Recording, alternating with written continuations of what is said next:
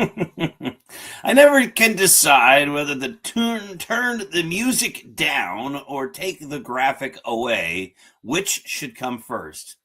It's really the graphic should go and then the music play down. But anyway, welcome to Saturday, June the 20th, 2026. This is the Dr. Sem Yankees show. Let's make today a great day. And how do you make your day great? Well, it's simple. You look around you and you notice the good. And you take that good and you bring it inside and cherish it. And you say, there's so much good. There are so many good things in this world. How could I not have a great day? But some people will say, Dr. Sem, there's no good. I can't find anything good. There is nothing at all good. There's not one iota of goodness. And if that's the case in your life, that's sad. But that does not have to be the end of it. No, not at all. If there is no good in your life, you still have the ability to create good. You can make good. Do something nice for someone else. It's that simple.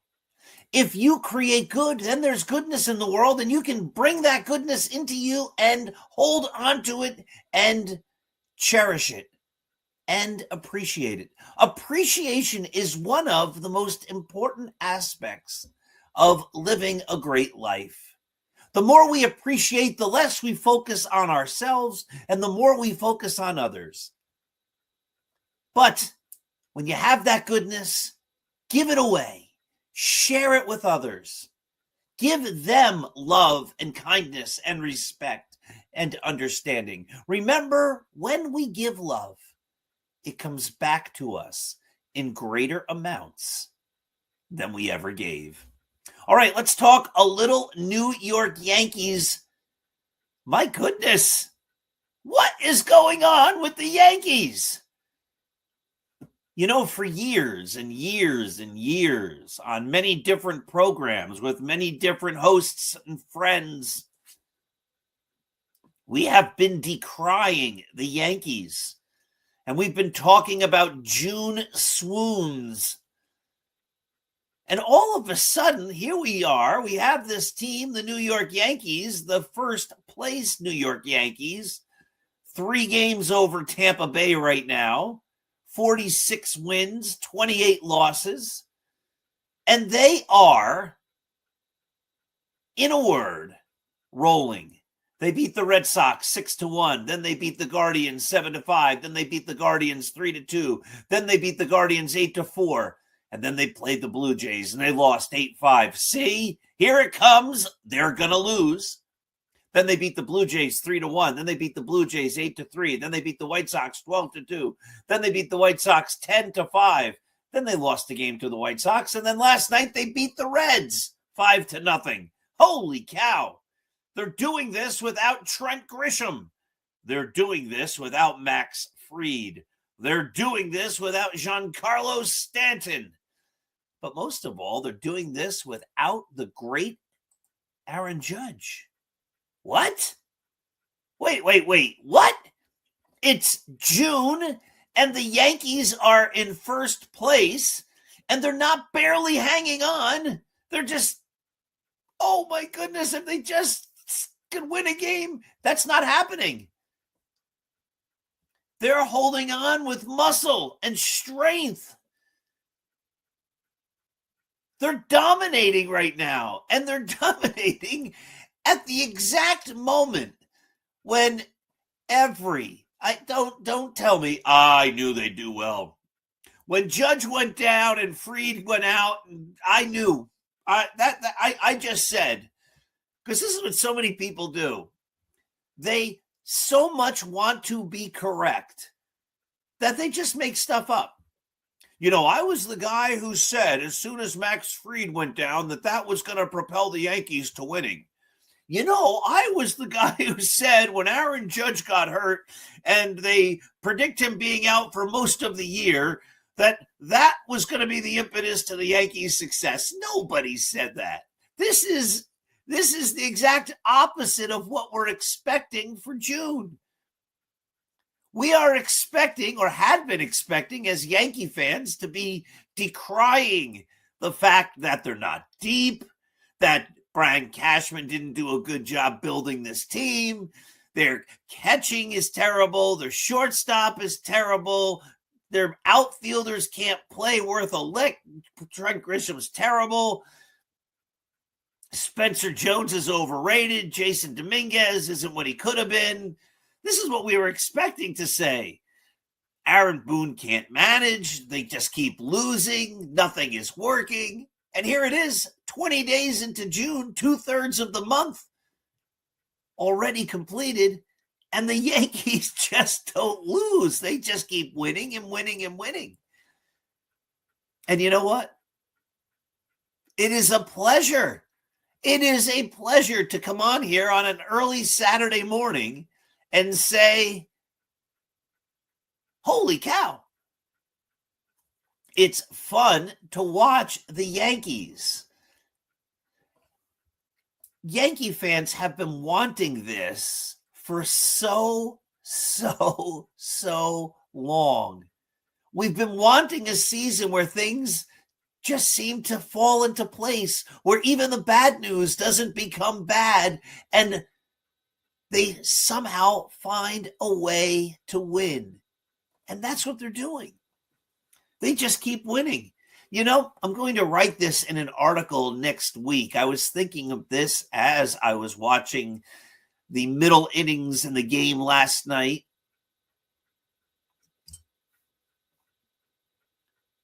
All of a sudden, all these young players have arrived and are really making an impact. Spencer Jones, Jason Dominguez, dare I say, and we're going to talk about him in a minute or two, probably 5 minutes the way this goes. Maybe I won't even get to it, but Anthony Volpe, Will Warren, Ben Rice, Cam Schlittler. Like all of a sudden, there's all these young Yankees that are doing pretty well, very well, or exceptionally well.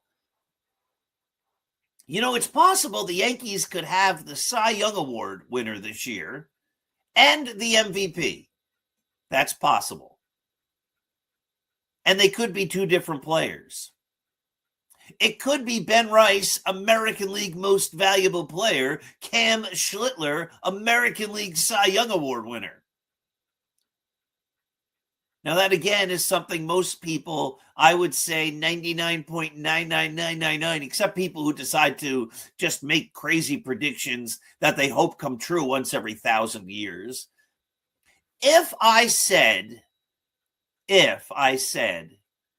or asked Yankee fans before the year to name the 2026 Cy Young Award winner and the 2026 MVP, and both of those players had to come from the Yankees, very few, if any, would say, well, the Cy Young Award winner will definitely be Cam Schlittler and the MVP will be Ben Rice. Nobody would say that. Nobody was going to say that.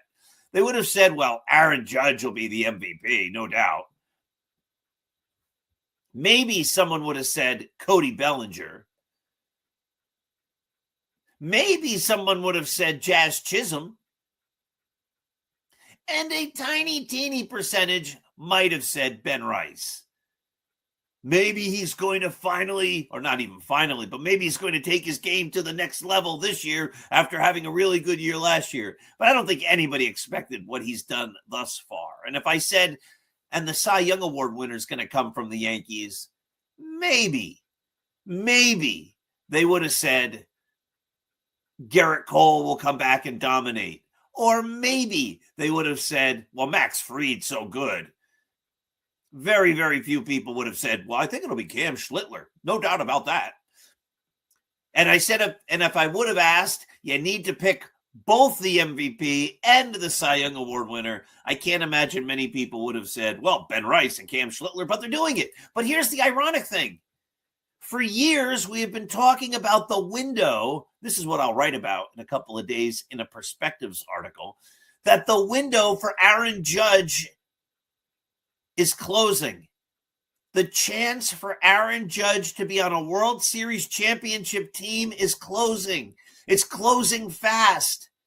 It's closing quicker than anyone wants to admit. It's looking like Aaron Judge might be the Yankee who is the greatest Yankee who never won a World Series. That all that can still be true, of course, but the window all of a sudden is opening. And the ironic thing, life can be ironic and strange, and you just never know. And again, that's why we watch sports, because anything can happen, and that's the fun. But the window is opening, and the one guy who we expected to be part of it, Aaron Judge, isn't part of it. He's injured. Now, we hope he comes back. Of course we do.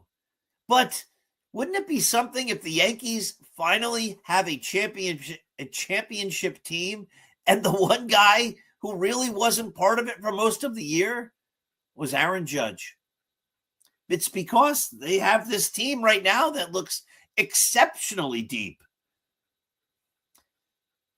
The players are coming around. So let me give you some numbers. Listen, I don't care about being right. I think most of my takes over the last many years have been correct. I think if somebody were to do, not that anyone would, but if someone were to do a quantitative analysis of the predictions of Paul Semendinger over the last many years since Start Spreading the News became a Yankee site in 2017, I think they'd say, he's probably at about 85, 90%. I don't know the numbers. Maybe it's 75%, but most of what I predicted has come pretty true. I was not for giving DJ LeMahieu that big contract. That was right. I was not for bringing Aaron Boone in as the manager. That's been right. Now, he might win it this year, but it's been a long time before he's been able to figure out how to get the Yankees to win. On and on. So when I make a take, when I give my opinion, I think I'm going to be right. But I'm not one of these guys who says, well, I have to be right. I'll change what I said in order to prove I'm right. No, when I'm wrong, I'm wrong. I will freely admit when I'm wrong. And right now, right this minute, I'm going to give you a number. 1 for 4. Not overly impressive, but not bad. And I'm going to give you another number. 100. Not great, but not bad. Right now, the Yankees have a shortstop whose batting average, I was just looking at it, I couldn't find it for a second there, is 250. 250. That's 1 for 4. He has 80 at-bats and 20 hits. And that guy's name is Anthony Volpe. He's actually hitting, but it's more than that. Over the last week, Anthony Volpe is hitting. No. He's not hitting 300. Come on. No. It's the other way. He's not hitting over 400. Come on. Over the last week, Anthony Volpe is hitting 538. 538. The kid is on fire. And all of a sudden you start to think, has he finally figured it out? Over his last 2 weeks, he's hitting 300. Over the last 28 days, he's still hitting 263. Is it possible, finally, that Anthony Volpe is ascending to be a quality major league player? His OPS plus which, if it's 100, is league average. And if it's under 100, it's below league average. His OPS plus for the season, right this moment, is 104. He has been an above average, barely, an above average hitter. And until this hot streak, it looked like he wouldn't be. Maybe I was wrong about Anthony Volpe in his 4th season. Maybe he's turning it around. Maybe he's turned it around. Again, we're all rooting for Anthony Volpe. Some people say, why the Volpe hate? It's not Volpe hate.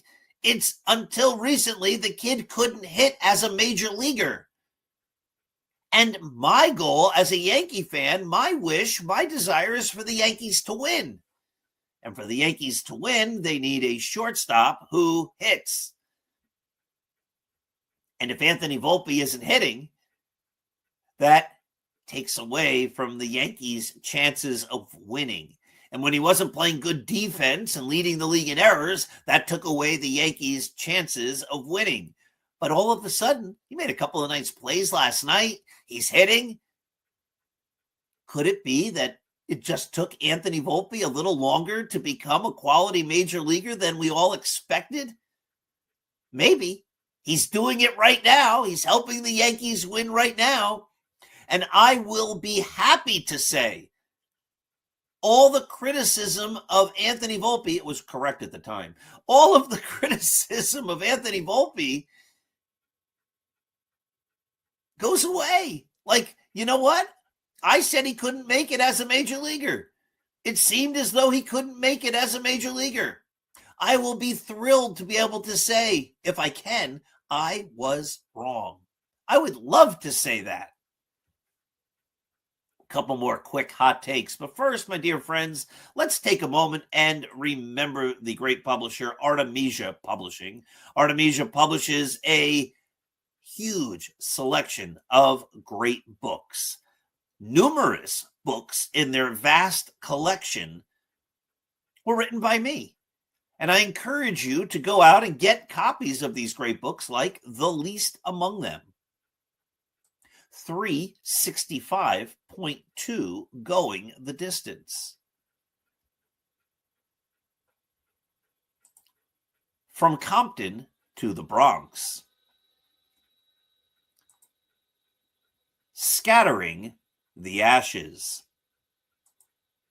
and my latest book, which is just still getting rave reviews, The Greatest New York Yankees by Uniform Number. Get a copy of this. You pick it up, you flip a couple pages, you read a couple numbers. Well, once you start, you can't put it down. You read the whole book. But you start flipping, you're like, who was the greatest Yankee at number 73? Who was the greatest Yankee at 52? Who was the greatest Yankee wearing number 7? Well, that one's easy, but you get the idea. Such a fun book. Take a look.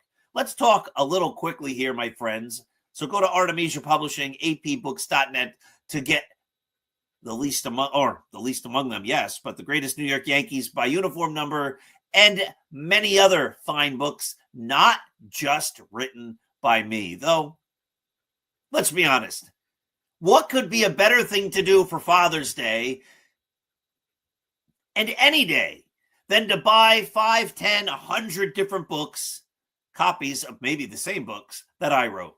Go out and do that. Remember, the greatest novel ever written in the history of forever is Scattering the Ashes. If you haven't read it yet, you need to. It'll complete your life in so many ways. It'll make your life that much better. It'll teach you to appreciate. It'll teach you to love. It'll make you laugh. It'll make you cry. It is the greatest novel ever written. Take a look at that book. All right.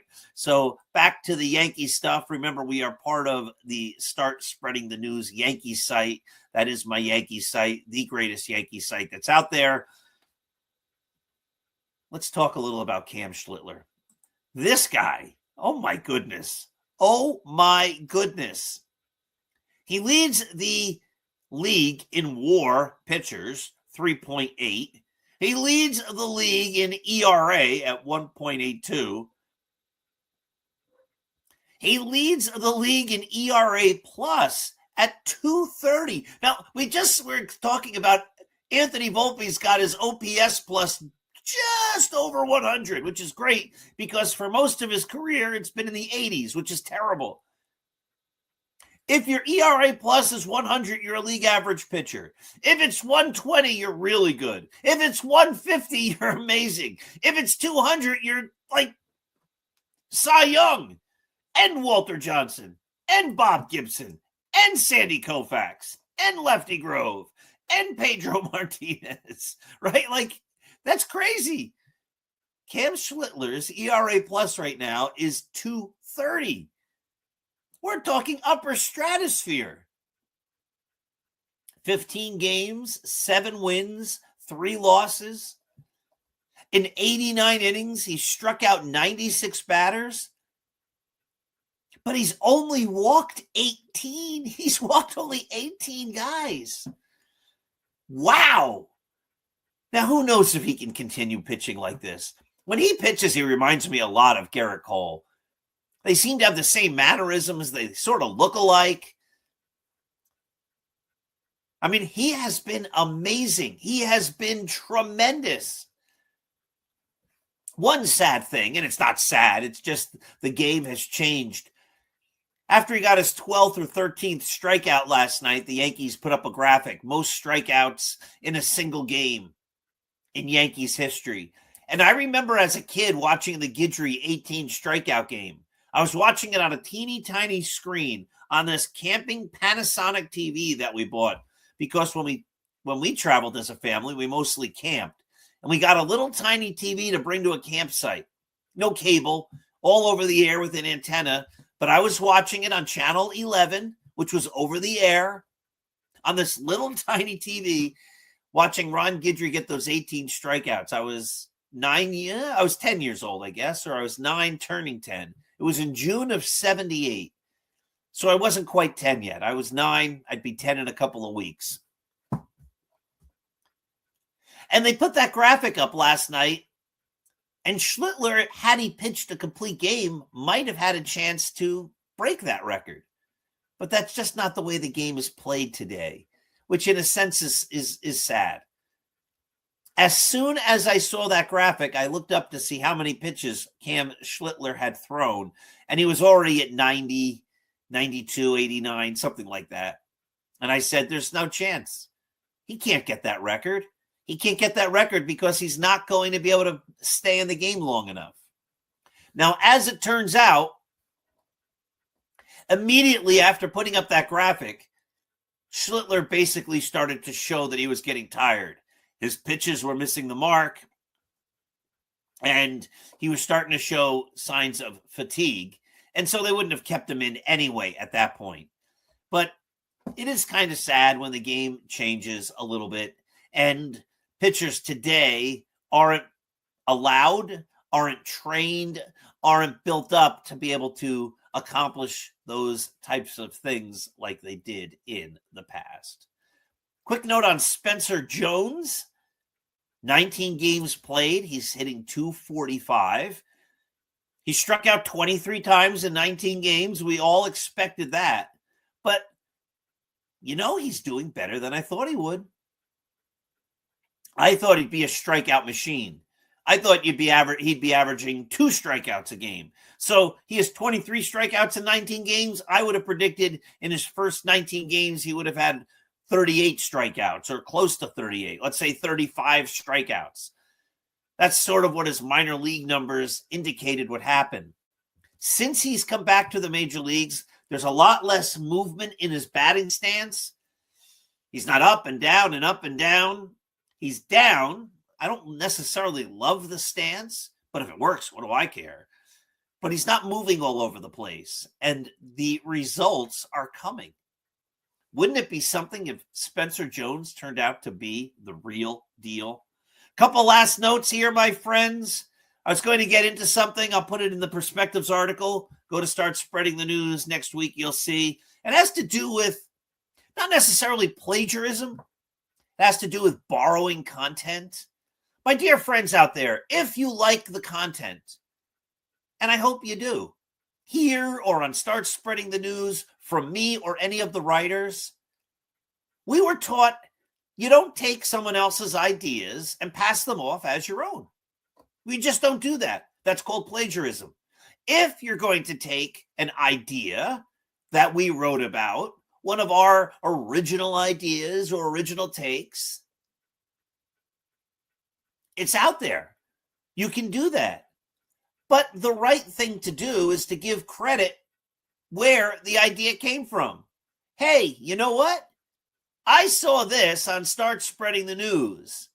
Paul Semendinger wrote or came up with, or the editors of Start Spreading the News, or Tim Cable, or Andy Singer, or Ed Body, or Carrie Green, or James Filestra, or Andrew Hefner, or John Nielsen, or E.J. Fagan, or whomever on Start Spreading the News came up with this great idea.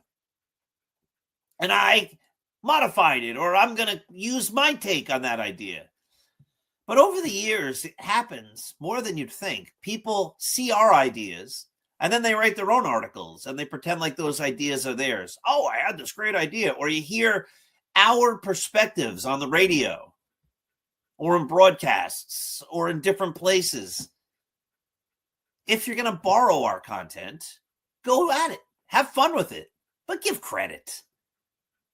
Give credit. It's the right thing to do. So I'll get into that in an article. I'm not going to talk about who was the latest of many to borrow our ideas and pass them off on as their own, but it's ugly. It's wrong. It's just like, have some integrity, right? If you're going to take somebody else's idea, say, yeah, it was their idea.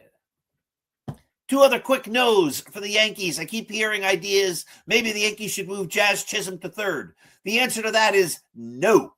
Jazz Chisholm is not a third baseman. You cannot take a guy and play him out of position and expect good results at the major league level.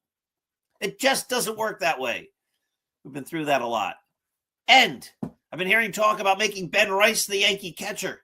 No. A catcher gets beat up. Ben Rice is having an amazing year. Leave him alone. Let him play first base and DH and let him stay there. He should never catch again. The guy is an offensive force. Let's not put him behind the plate where he's going to get worn down and risk big-time injury. All right. Woo, that was fun. The Yankees are winning. Good things are happening. Could this maybe, possibly, knock on wood, be the great year? Who knows? Love others, appreciate, be kind, do the right thing, and have yourselves a wonderful, wonderful day. This has been the Dr. Sem Yankee Show. Have a great day.